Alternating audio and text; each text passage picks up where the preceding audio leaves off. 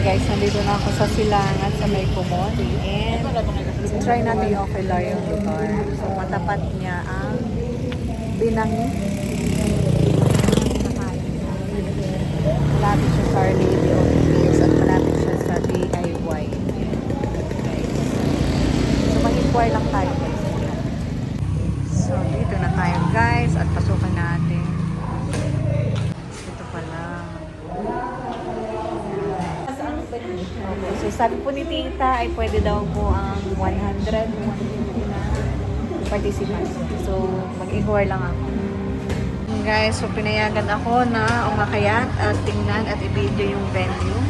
Ayan, sa may event ngayon, so titingnan lang natin. So ito guys. So ilang table na nga ito? 1, 2, 3, 4, 5, 6. So ito guys yung venue. So sa pong table na ang laman ay tigsa 10. Pwede pang gamitin itong space. Ito lang siya guys. Malamig naman. So malamig naman dito guys. So kaya yung model. Event dito. Tingnan naman ang makabasa.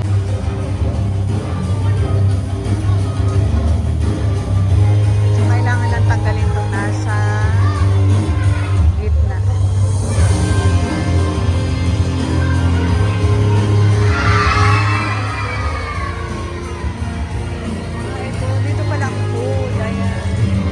Separate pala yung food.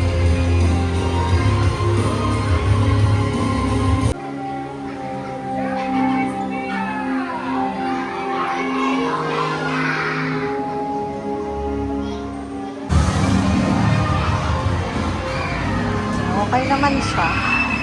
Sa panan, ganun pala na. Si Tita Neding pala. Siya pala yung may-ari. Hindi ko nakilala.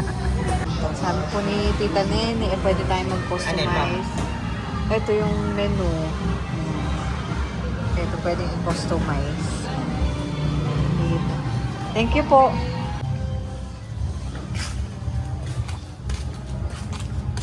Ay sabi ko, pag magbubuo na si Kiko ng business, ay isama niya. Ako mag-invest.